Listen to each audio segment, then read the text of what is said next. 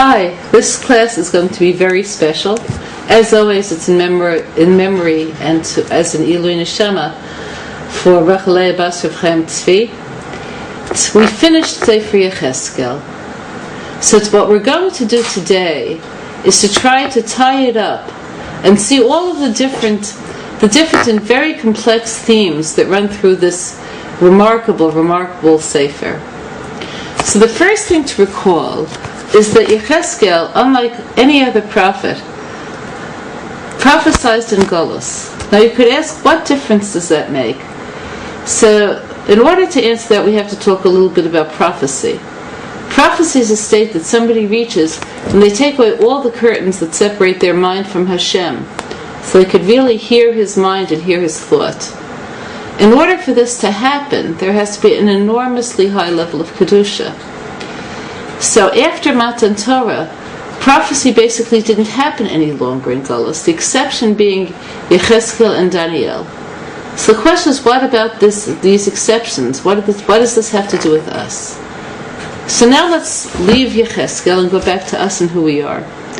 I don't know who's listening. You might be in San Diego, you might be in Borough Park, you might be here in Eretz Yisrael, but wherever you are, you're in Golus. And it's very easy to not feel in Golus because we're living, thank God, in very easy times. But we're estranged. We're estranged from our higher selves. The nature of Shibud Malchut can't be underestimated. Rambam says that the initial stage of Mashiach, right, where the Jews do tshuva, the Goyim do tshuva, there's a return. Okay, what's the most significant thing? That there's no Shibud Malchut, that we're not subservient to the nations. So what that means is that we have our own identity, an identity that isn't influenced by what other people think is right and other people think is wrong, and the cultures that reflect their ruchnius capacities. We become ourselves, which is what Maharal says is the essence of Geula. So Yechezkel, as a prophet of Golus, is talking to us in some ways more than any other prophet. He's addressing our reality. So the first thing that's addressed in Sefer Yechezkel is the fact that when things aren't good in Golus, and remember, we're the exception, we're not the rule. Our great-grandparents didn't live the way we live. They lived in horror. They lived in fear. And what happened inside was as bad as what was happening outside. He was talking to them. So I want you to step back and see life in terms of your great-grandparents for a moment. If your great-grandparents were from Eastern Europe, possibly for those of you who are really young, add another great. Okay, what was life like? It was horror every Christmas, every Easter. There could be a pogrom or there could not be a pogrom. The economic opportunities in Russia were non-existent. So the picturesque, very beautiful shtetlach that you see when you ride through the Ukraine, they were places of starvation, of pestilence, of bitterness. We tend to romanticize that era. You know, you read some essays, some of them written by very good authors, Chaim Shapiro and others, that talk about life in the shtetl in a way that makes you feel almost nostalgia for the life. But the Gashmi conditions were horrific. There was fear, there was poverty, there was everything that people dread when they talk about materialistic realities.